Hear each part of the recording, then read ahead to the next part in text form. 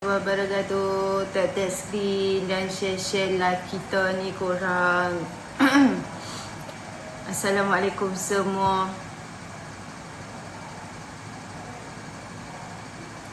Assalamualaikum semua. Tak screen hari ni saya lewat sikit 11 lebih baru live malam ni.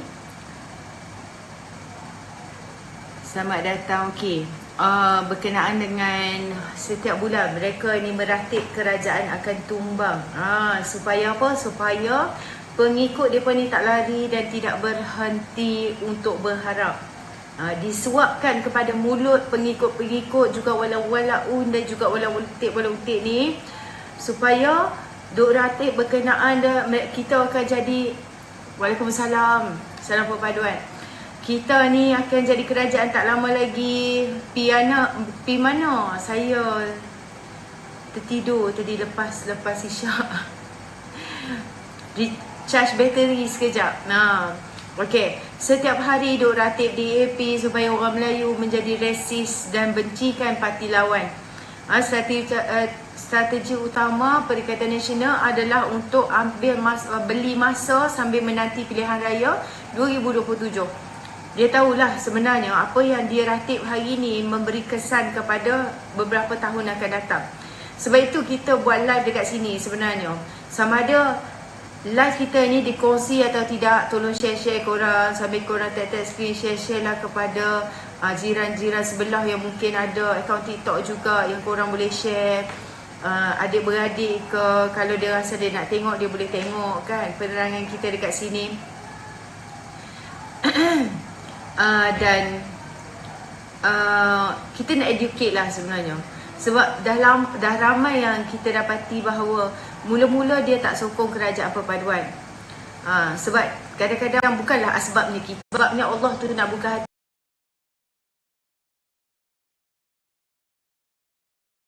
Mestinya saya, mungkin dia tak sukalah saya bercakap atau sebagainya, tetapi bukan semestinya saya yang menyampaikan benda itu. Thank you Fazilah. Kadang-kadang ada panel lain yang naik ke atas, lepas tu bercakap, lepas tu dia boleh terima. Kita ni sebagai seorang manusia, kita akan ada orang yang tepat untuk buka hati kita terhadap sesuatu perkara. Tak kiralah pendapat apa sekalipun. Begitu kan. Mungkin penerangan saya dari segi cara saya bercakap atau sebagainya susah dia nak terima. Mungkin dia boleh terima pendapat Saman Udang, Abang Wan ke, sebab Abang Wan ni cara dia bercerita macam orang lama sikit kan. Tak kira lah Abang Adam ke, podcast ke, Salman ke, ataupun mana-mana panel jemputan yang naik untuk bercakap. Katalah dia dia mengutarakan pandangan dia. Dan hari ni Datuk Seri Anwar Ibrahim telah pun berada di Malaysia. Dan saya nak bagi dengar sikitlah apa yang Datuk Seri Anwar Ibrahim katakan berkenaan dengan keras lawan Israel tapi benarkan kapal Israel masuk. Okey. Jadi keras lawan Israel. Rupanya dia benarkan kapal Israel masuk. Baik, kemudian Jemaah Menteri luluskan dulu. Saya kata saya tak kira dulu. Saya tak kira Perdana Menteri dulu. Keputusan kita tetap melarang kemasukan kapal Israel dan sebab anak-anak masih dibunuh, negeri dihancurkan. Mana apa kita manusia apa ini? Sampai tak ada peduli. Seluruh dunia bising. Jutaan orang berlarak di jalan. Tidak peduli. Itu arrogance of power. Puncak keangkuhan kuasa mereka. Dengan dukungan Amerika Syarikat. Saya tahu ada risiko tak? Mungkin ada soal perdagangan. Saya bincang dengan Anthony Loh. Bincang dengan Tugu Zafrul. Dia kata no, so far I think we can handle. So kita handle. Betul mungkin kita rugi sikit kapal tak masuk. Tetapi ini dia prinsip kemanusiaan kita. Ada terima kasih dari pembangkang. Ada katakan bahawa ini tindakan yang betul. Tak ada. Masa dia pergi dalam kerajaan, ada tak kapal Israel masuk? Masuk. Ada tak kapal tembak masuk? Masuk. Dan kita ambil keputusan halang, tak ada terima kasih. Ini kenyataannya, saudara. Ya, tahun 2021, pesawat Israel masuk, diizinkan.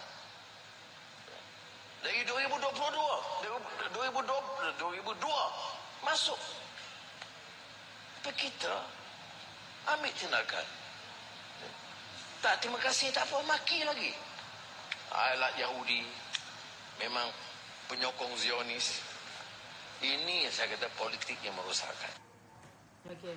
Dan Datuk Seri Anwar Ibrahim juga sedar bahawa ajaran Islam mana yang mengajar sesama manusia ini untuk menghina. Dengar. Islam yang baik.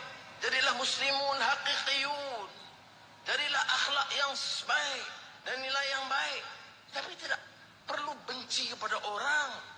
Tidak perlu mengkafirkan orang. Tidak perlu memunafikkan orang sewenang-wenang. Tidak perlu menghina rakan-rakan kita yang bukan Islam. Ajaran Islam mana yang mengajar kita menghina sesama manusia? Itu saya kata, jangan kita izinkan pengaruh jumud merusakkan itu di tempat kita. Apalagi di kampus. Kampus ini harus menjadi mercu tanda hebat pemikiran, toleransi, kemanusiaan. Dan saudara-saudari UPSI mesti bangkit sebagai contoh terbaik dalam sejarah gemilang di universiti ini.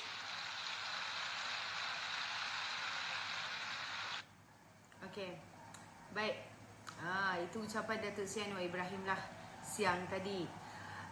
Dan mereka ni keras konon-kononnya melawan Israel, tapi rupa-rupanya pada tahun 2002 Atuk Saka tua yang benarkan kapal Israel berlabuh di Malaysia ia berlarutan sehingga zaman Abah Kau dan zaman Pak Long Mail. Masa tu 33 bulan PAS jadi barua ke? Saya nak tanya. PAS jadi barua ke? Sampai tak sedar. Ada dalam kerajaan pun PAS tak larang pun kapal Israel berlabuh. Tiba kapal Israel berlabuh, Lebay, Walaun,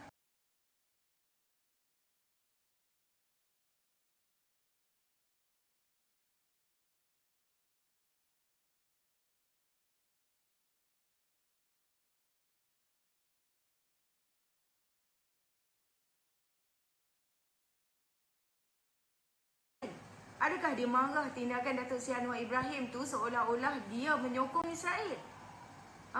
Dia marah pada PMX seolah-olah dia ni part of Israel. Dia ini menyokong Zionis. Seolah-olah. Kenapa jadi begitu? Kenapa dan mengapa? Kan? Jadi video kedua yang saya mainkan tadi adalah satu benda yang baik, nasihat yang baik daripada PMX. PMX memang seorang pendidik. Beliau mampu memberikan nasihat yang baik seperti yang hakikatnya ramai di hadapan beliau itu mungkinlah ada DFC itu tak sokong pun kerajaan Madani. Kan? Tak dinafikan. Tapi memang pahit untuk ditelan. Seperti yang saya sebut sebelum ini, apa yang PMX cuba sampaikan dan nasihatkan, jangan cerca, jangan maki hamun. Thank you Archer. Saya nak print screen semua gifter-gifter kita. Jangan kafirkan orang, jangan hina orang lain, jangan benci bangsa dan agama lain. Hanya akan terhijab pemikiran penyokong-penyokong pada puak pertikaian nasional ini. Kan? Timur dan Utara Semenanjung khususnya mempunyai trust deficit kerana pemikiran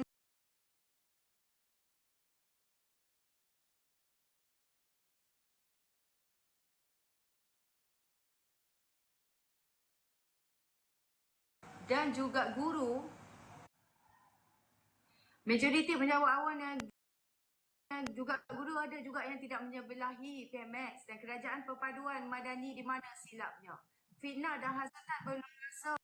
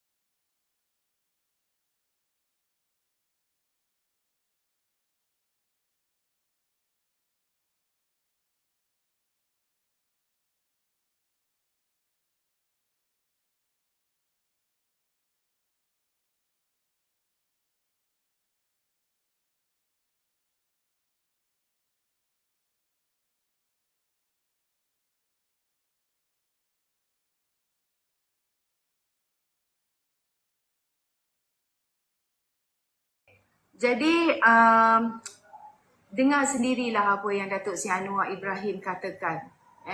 Dan Datuk Seri Anwar Ibrahim ni, dia sedaya upayalah tidak mahu mengambil tindakan kepada kita atau sesiapa yang tak bersuara, tak bersetuju dengan dia. Tetapi janganlah menggunakan ataupun memajak otak, orang katakan Kak Liana kata, kepada sesuatu yang dangkal lah. So, persoalannya adakah kerajaan pimpinan Datuk Seri Anwar Ibrahim akan tumbang? Kita bagi pandangan secara neutral lah. Bagi saya, ianya hanyalah satu perang saraf dan propaganda politik yang digerakkan oleh kumpulan-kumpulan Atuk Saka dan juga Hadiawang dan juga Muhyiddin Nasir. Menyerang dan menimbulkan kekacauan politik adalah cara Mahathir mempertahankan dirinya dalam keadaan yang sekarang ini. Dia takut akan digeledah oleh Datuk Seri Anwar Ibrahim. Thank you, Modeko. Dia takut akan digeledah oleh Datuk Seri Anwar Ibrahim sebenarnya. Maka dia menyerang Datuk Seri Anwar terlebih dahulu supaya Datuk Seri Anwar Ibrahim ni dan juga khususnya media Datuk Seri Anwar Ibrahim, iaitu media perpaduan ini, dalam mood mempertahankan diri supaya segala salah laku dari tahun 2021, tahun 2022, ketirisan wang mengikut laporan Ketua Audit Negara, kegagalan mereka setelah mereka ni menang negeri-negeri pakatan, negeri-negeri SG4 ni, kan, semuanya hendak diselindungkan. Dan serangan dan khabar angin ini tidak adalah seni bela diri dan mempertahankan puak-puak pembangkang ini. Kalau Mahathir kelihatan lemah, kalaulah pembangkang kelihatan lemah, kan, beliau pula akan menjadi mangsa dan sasaran. Sekarang ni kalaulah mereka memberi harapan palsu kepada macam-macam ataupun walaun-walaun semua, beliau mengatakan bahawa kerajaan akan tumbang, diorang ni sentiasa mengharap kepada bulan dan bintang lah, kan. Padahal mereka tahu ianya sulit dan sukar untuk berlaku. Tapi mereka terus membodohkan walaun dan walauntik ni supaya walaun dan walauntik ni terus berharap dan terus buat kerja, terus cuba untuk memburukkan kerajaan hari ini. Dengan harapan palsu ini dan ketaksupan kepada kata-kata lebay-lebay dan macam-macam yang buat live ni, kan. Kalau kita tengok, ada fakta tak dia orang ni buat live? Ada fakta tak dia orang ni buat live? Tak ada. Langsung tak ada fakta, kan. Lebih kepada shock sendiri. Kalau yang bodoh viral itu, yang aku malaslah kata nak yang bapuk viral, kan. Kalau yang bapuk viral tu macam melampau sangat. Yang bodoh viral tu, yang bacol viral tu, kan. Sampai hari ni YB Rafizi telah pun invite beliau dan sebagainya, dia tak berani. Dia masih lagi dia meroyan. Kalau korang dengar video-video dia meroyan seorang diri tu, apa benda dia cakap pun aku tak tahulah. Tadi ni kerajaan Anwar bacol, kerajaan Rafizi ni Rafizi pula bertambah-tambah bacol. Aku rasa macam like seriously, what are you talking about? Lepas tu dia kata saya akan kirim satu invoice kepada Rafizi tak lama lagi. Invoice? What are you talking about? Invoice apa? Barang apa yang kau hantar dekat Rafizi tu, lepas tu kau nak hantar invoice? What kind of invoice? What business yang memerlukan kau hantar dekat Rafizi tu invoice? Mungkinlah dia nak kata dia nak hantar LOD, letter of itulah, kan, untuk menuntut mungkinlah untuk menuntut penjelasan ke apa ke, kan, letter of demand. Dan dia kata saya I will send I already send ke I will send invoice to Rafizi, something like that lah. Okay, jadi dengan harapan palsu, dengan ketaksuban walaun-walaun untik ni, dia mengambil kesempatan ini untuk menyebarkan bahawa kerajaan akan tumbang. Tapi daripada cara mana pun mereka tak tahu. Sama juga yang ratib berkenaan dengan kerajaan ini gagal, tak tahu buat apa dan sebagainya. Lepas tu macam tadilah petang tadi kan, mungkinlah kadang-kadang dia orang ni datang nak hentam Datuk Seri Anwar Ibrahim, tapi bila kita tanya dia apa yang gagal, apa yang kerajaan ni tak buat, apa kerajaan ni tak fungsinya, tidak berfungsi. Kalau anda kata kerajaan ni tak berfungsi dekat mana kan, dia tak boleh nak jawab dah. Jadi kita kena tahu, kita kena kaji, kita kena selidik, kita kena jadi orang yang cerdik. Jika benar ada harapan ke arah menumbangkan kerajaan, tentulah ia tidak akan dihebohkan kerana ia pasti akan cuba digagalkan, betul tak?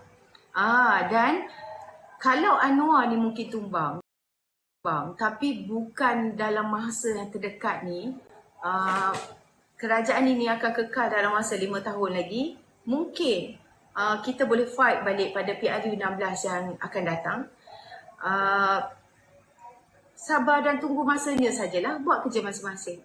Kenapa Perikatan Nasional asyik mainkan isu kerajaan ini akan tumbang? Pertama, supaya pelabur domestik dan luar negara tidak yakin dengan kestabilan politik Malaysia. Dan seterusnya, mengambil keputusan untuk tidak melabur lah.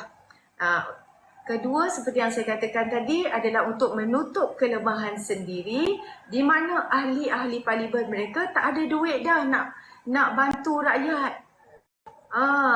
Nak bantu penduduk setempat. Dan diorang ini hanyalah duduk ratib dan duduk salahkan kerajaan selagi boleh. Ya? Okey, saya nak invite Imam KR ni. Dan PAS tak lagi yakin dengan Midin. Sebab mungkin Midin ni bakal tercedok lah sekarang ni, duit pun dah kena beku kan, PPBM. Jadi PAS sekarang ni pun dah mengendeng kepada Mahathir yang walaupun hilang deposit tapi dia banyak duit. Jadi Mahathir dah tak ada jalan lain selain daripada menunggang PAS kerana masih marah dengan Midin. Sebab tu aku percaya teori orang Barisan Nasional kata Mahathir dan Midin masih geng walaupun Mahathir dikhianati. Mahathir ni sangat pantang dikhianati dan kalau orang tak dengar cakap dia. Sebab tu Mahathir kata Samsuri menang, MP akan jadi PM11. Begitulah seadanya. Rakyat masih lagi menelan hasutan-hasutan oleh Perikatan Nasional hari ni kan. Jadi selama PN ini sentiasa memainkan naratif kononnya PH ni yang ada di AP dalamnya akan mengancam dan gugat kedudukan orang Melayu, dan Penyakauan Nasional telah sekian lama memainkan tomahan ini secara sistematik. Kononnya PM kita Datuk Seri Anwar Ibrahim akan ikut telunjuk di AP kononnya untuk mengekalkan sokongan kaum Cina kepada dia. Kan, mereka telah pun berjaya menanam kebencian orang Melayu terhadap kaum lain dan juga Datuk Seri Anwar Ibrahim. Jadi naratif ini untuk menumbangkan kerajaan perpaduan ini supaya mendapat sokongan daripada orang Melayu. Mereka sangat teruja apabila Penyakauan Nasional duk sebut mahu menumbangkan kerajaan ini. Segala macam fitnah lain yang ditaburkan terhadap Datuk Seri Anwar Ibrahim dengan harapan supaya dapat menjatuhkan moral Datuk Seri Anwar Ibrahim ni. Macam-macam boneka DAP dengan isu liwatnya, kononnya pembohong ditaburkan kepada Anwar Ibrahim dengan gelaran-gelaran ini. Dan ditelan bulat-bulat oleh walaun dan walauntik ni. Kalau betul Pakcik naik atas, Pakcik cerita dengan saya one by one Pakcik. Pakcik jangan jadi pentaksub yang hanya akan merugikan diri Pakcik. Sebab saya tengok orang-orang macam Pakcik ni ramai sangat. Cuba Pakcik naik cerita dengan saya supaya saya dapat faham kenapa Pakcik berfikir demikian. Dan kaum Melayu ni dimomokkan kononnya kalau mereka menang 6 negeri hari tu, kerajaan akan tumbang. Tumbang ke tidak Pakcik? Tak tumbang pun. Mereka hanya berbohong kepada anda semua sebab anda boleh dibohongi. Sebab anda makan pembohongan itu selama bertahun-tahun. Daripada 80-an sampai sekarang. Dan diorang ni menunggang anda semua ini. Kalaulah kerajaan hari ni PH lah, menunggang isu seperti apa yang anda tunggang hari ni, seperti apa yang PH dan seperti apa yang PN dan PAS buat ni, saya takkan jadi penyokong Datuk Seri Anwar Ibrahim. Tetapi kalau kita dapat lihat keterujaan orang Melayu untuk menumbangkan Datuk Seri Anwar dan kerajaan perpaduan telah dieksploitasi oleh penyakau nasional ni untuk meraih sokongan orang Melayu dalam PRN yang lepas. Dan strategi mereka untuk membodohkan orang Melayu, terutamanya pengundi muda yang belum matang berpolitik, boleh dilihat berkesan pada PRN yang lepas. Apabila gabungan PHBN didapati tidak menang banyak kerusi di Kedah dan Kelantan dan kalah semua kerusi di Terengganu. Begitu juga beberapa kerusi di kawasan milik PHBN di Pulau Pinang dan Selangor berjaya dirampas oleh mereka. Apa yang membimbangkan sekarang, kalau trend ini berterusan, kerajaan perpaduan juga yang rugilah. Sebab rakyat hari ini adalah rakyat yang kita kata mempercayai benda yang macam ting kosong. Adakah kita nak rakyat yang tak boleh nak berfikir, tak boleh nak kaji sendiri berkenaan dengan isu-isu yang diorang mainkan? Dan mereka ni tak ada hala tuju pun. Korang ingat PAS dengan PN yang ada hala tuju ke? Tak ada pun. Untuk memperkasakan ekonomi, pelabur luar pun akan lari kalaulah ada pemimpin macam PN dan PAS ni. Sebab diorang dah tengok dah. Lebay-lebay ni bukan boleh jadi kerajaan pun, bukan boleh jadi pemimpin pun. Okey, saya tak. Kau tengok sendiri macam ada di sini. Seorang demi seorang yang saya invite dekat live ini, seorang pun tak berani nak naik. Inilah buktinya bahawa mereka ini dibodohkan dan membodohi diri sendiri serta menipu diri mereka sendiri. Kalau dia naik kan, kalau saya tanya satu soalan, mesti dia jawab tak tahu. Sebab itu dia tak nak naik. Dan dia tak berani nak naik. Kalau dia naik, saya tanya soalan satu saja, dia akan jawab dia tak tahu. Serius saya cakap. Saya cabar mana-mana orang di bawah penyokong PN, sila naik. Kalau betul anda ni di pihak yang benar, 2 orang pun tak apa. Sila naik. Arjuna Aduka. Siapa tadi?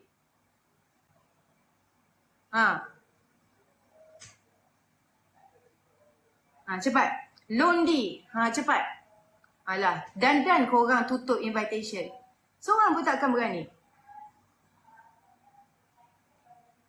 Takkanlah dalam ramai-ramai, saya rasa dalam berapa ratus ni? 858. Takkanlah seorang pun, 2 orang daripada kamu ni, at least lah saya rasa dekat sini adalah 200 orang.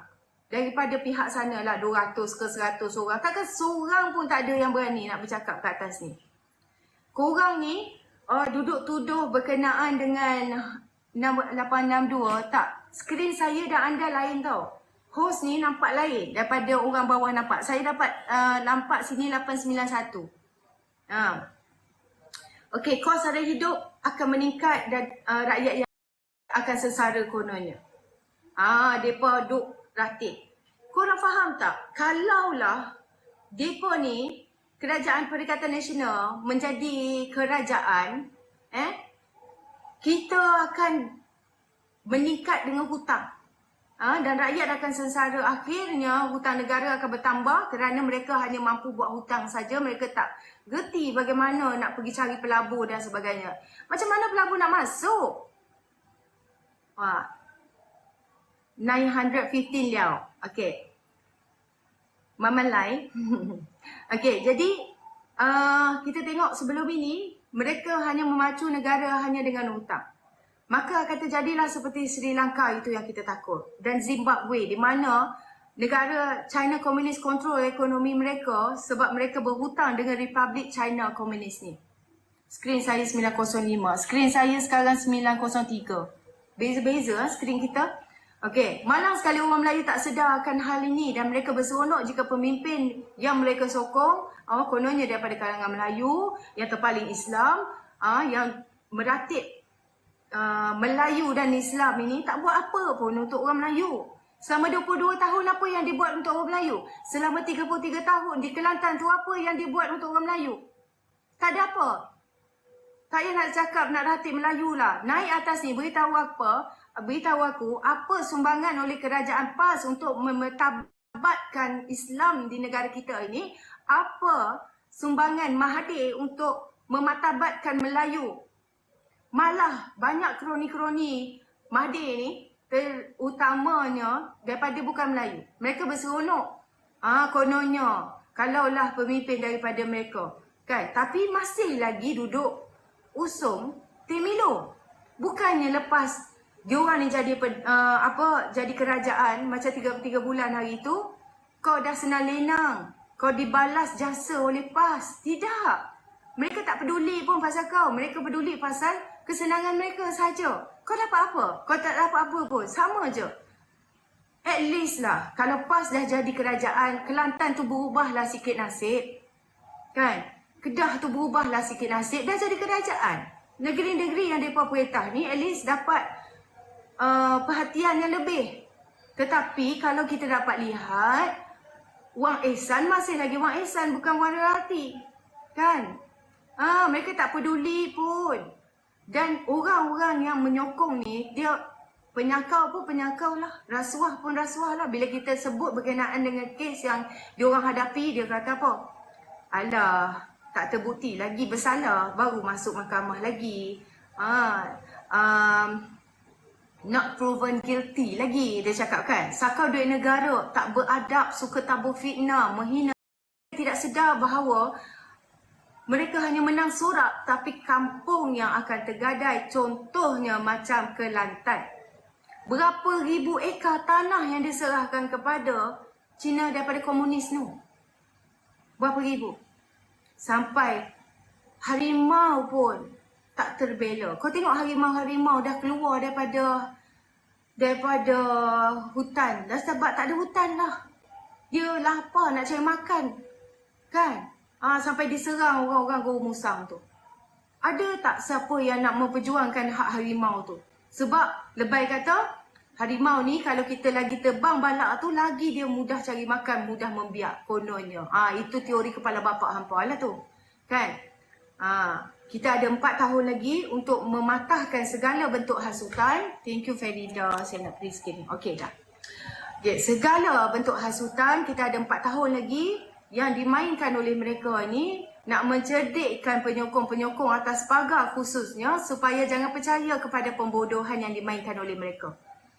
Minda orang Melayu perlu dibuka dan dibersihkan daripada hasutan dan kita ni harus sentiasa bertukus lumus lah untuk at least membuat penerangan benda yang sebenarnya dan beri kesedaran terutama kepada orang Melayu.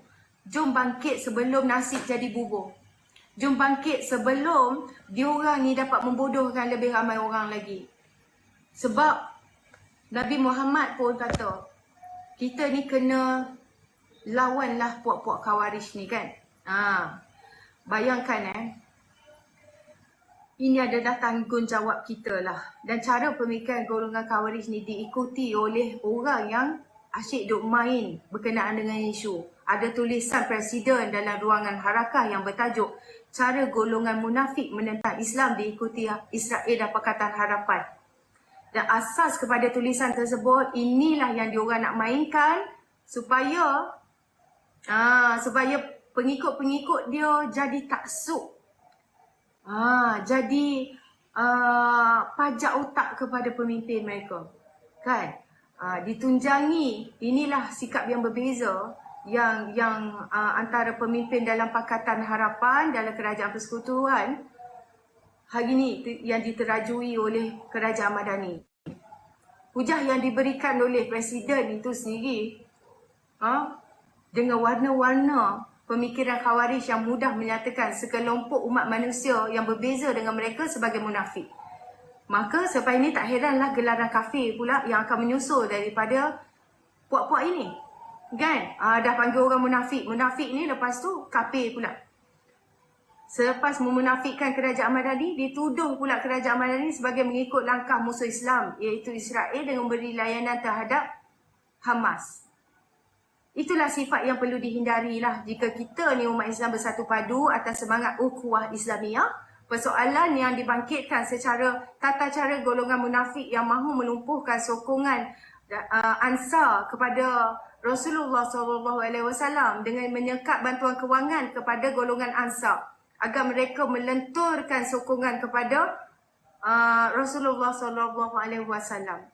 Perkara ini dikaitkan dengan perhentian penyaluran wang royalti kepada kerajaan Terengganu dan juga Kelantan. Inilah padah. Kalau sering tak hadir ke Dewan Rakyat, selalu ponting. Ini YB kaki ponting ini telah ketinggalan perkembangan dan jawapan yang dibahaskan oleh Dewan Rakyat. Bila dia selalu ponting, dia tak tahu apa yang orang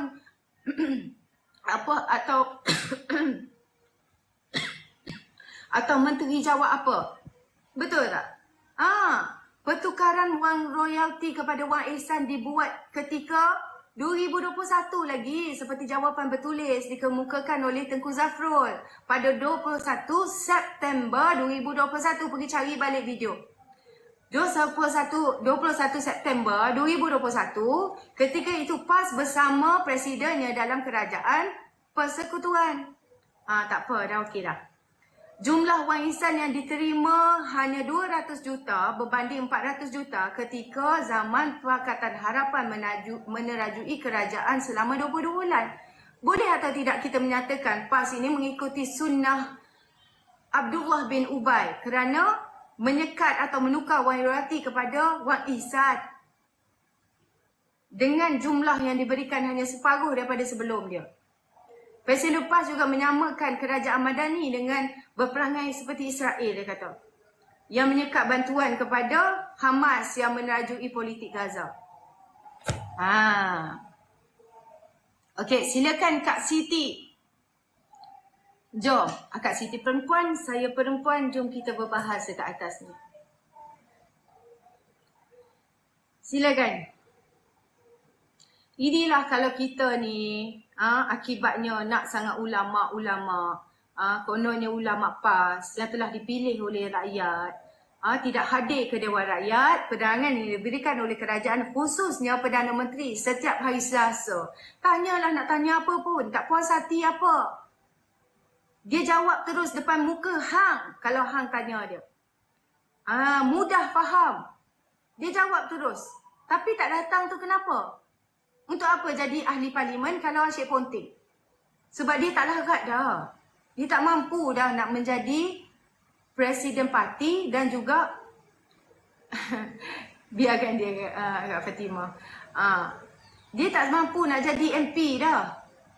Yang pertama, tiada mana-mana bahagian parlimen dalam negara ini diabaikan dari sudut peruntukan pembangunan. Semuanya disalurkan menerusi agensi kerajaan yang berkaitan. Yang kedua, hanya penyaluran menerusi pejabat ahli parlimen pembangkang yang diberhentikan sekarang ini kerana PMS kata nak peruntukan ahli parlimen kenalah berunding.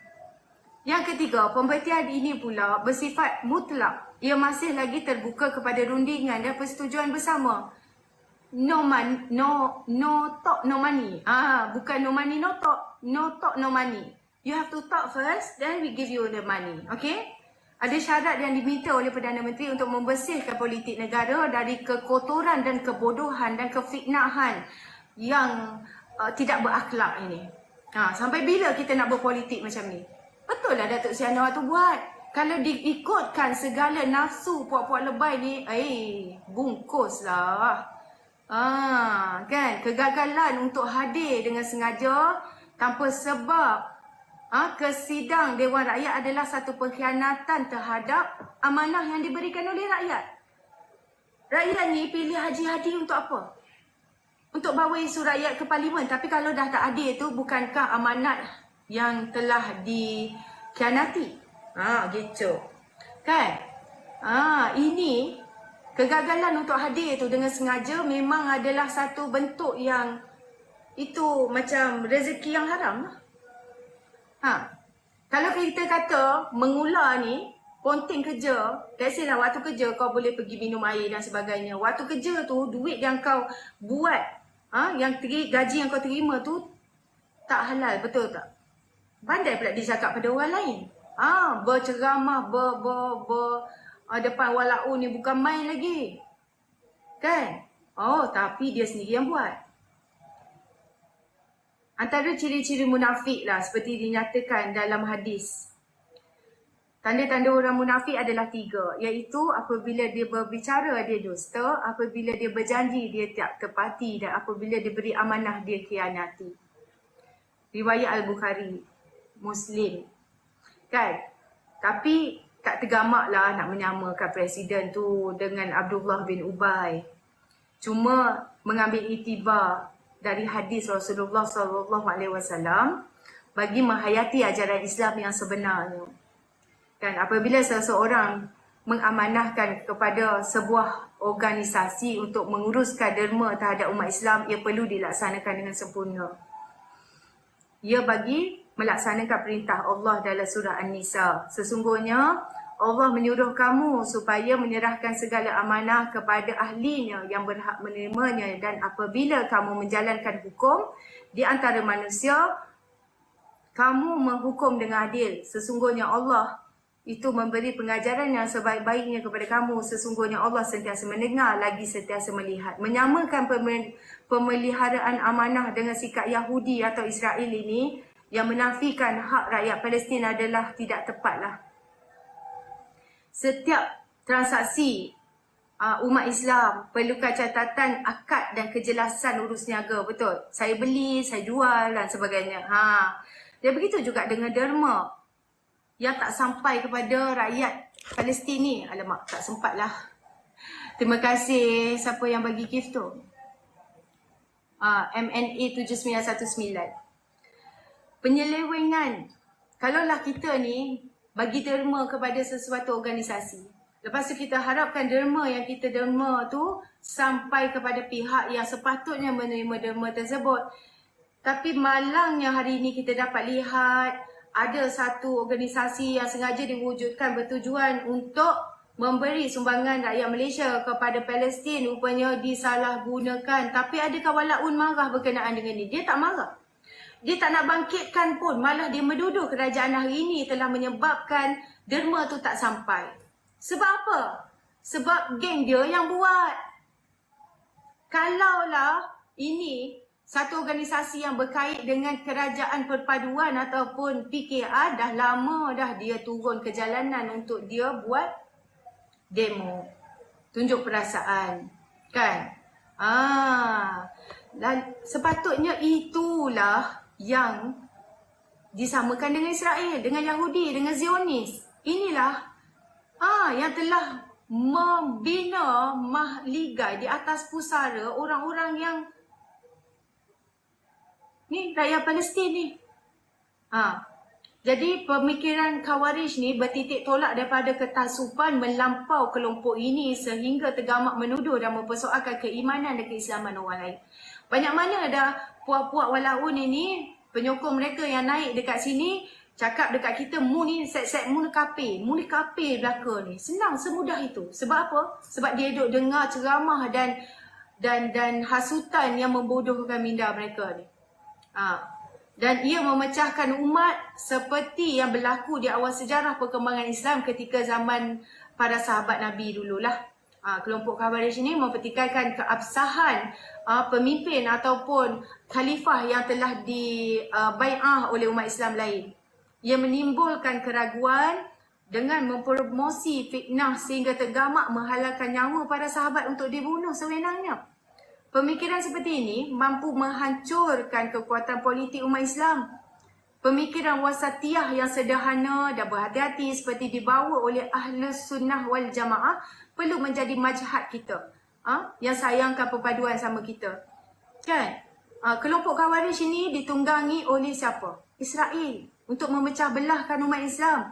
Sebab untuk menjatuhkan sesuatu bangsa, sesuatu kaum ataupun sesuatu kelompok adalah memecah belahkan antara mereka. Divide them first.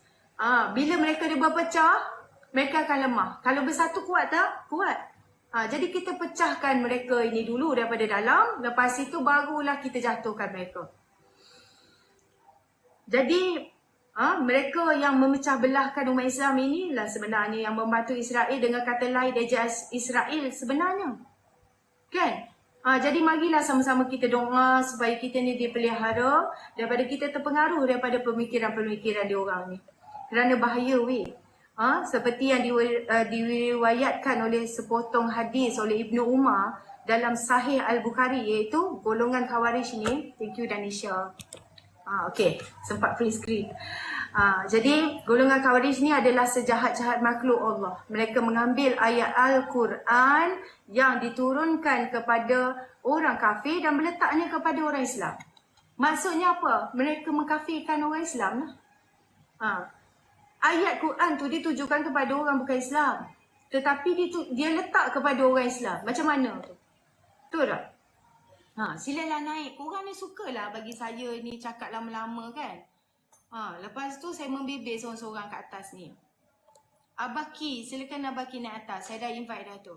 Sila. Jangan malu-malu, jangan segan-segan.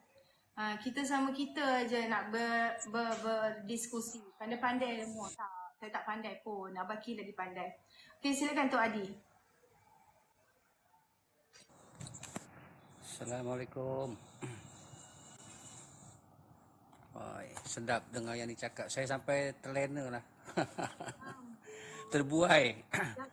Baik, mantap. Dapat 4 minit janganlah weh.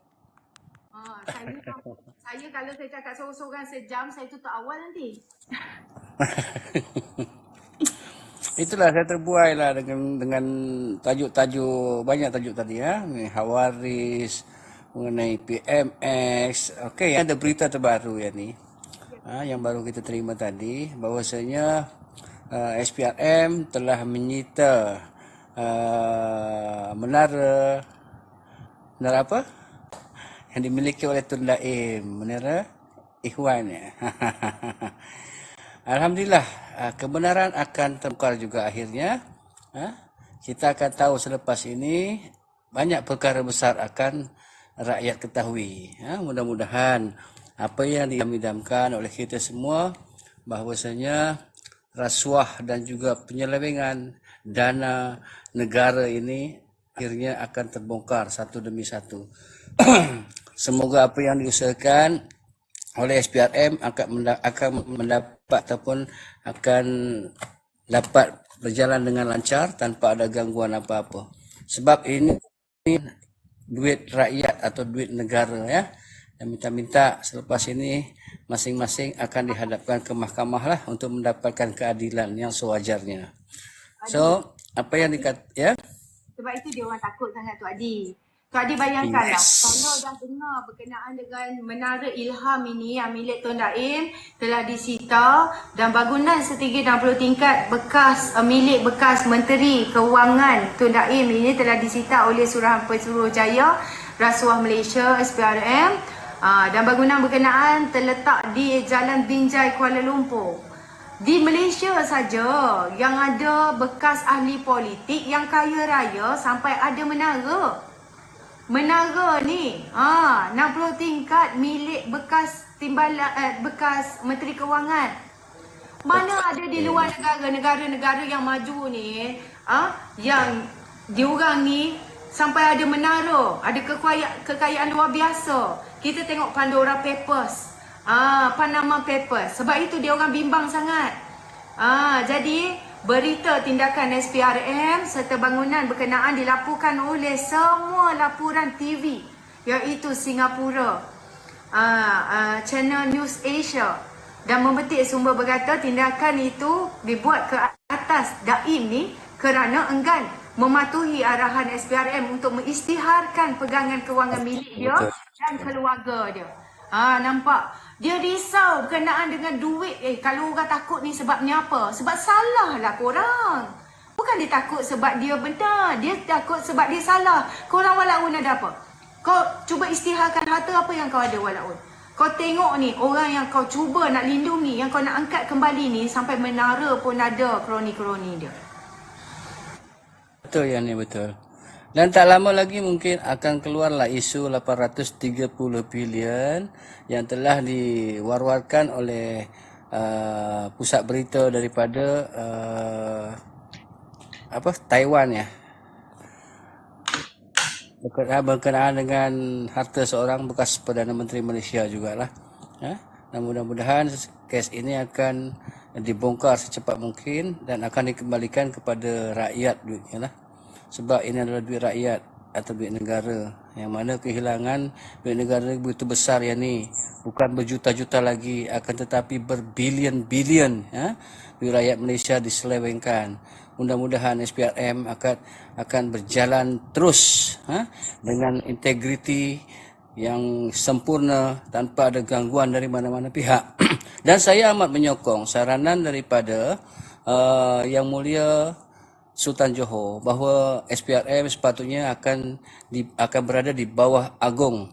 Saya sokong benda tu. Okay, kita let's not go there sebab saya dengar cerita berkenaan dengan institusi agensi di bawah kerajaan ni, kalau letakkan bawah Agong salah dari segi perlembagaan. Ya. We don't go there. Okay. So, apa yang kita berbalik kepada isu yang dicakap mengenai Hawaris tu sebenarnya Bebas. Isu ni dipengaruhi oleh mana-mana pihak pun. Ya, betul. SPRM memang bebas lah.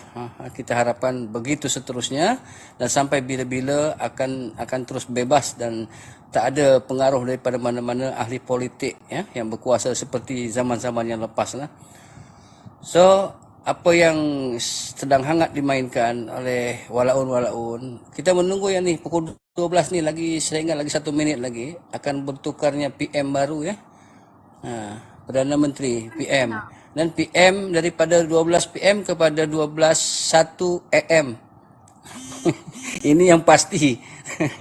Tapi pertukaran kerajaan ni saya pun tak tahulah dari mana mereka dapat naratif seperti ini, seolah-olah mereka yakin betul akan adanya pertukaran kerajaan pada esok hari. Bermimpi di siang hari sampai ke tengah malam buta dia orang masih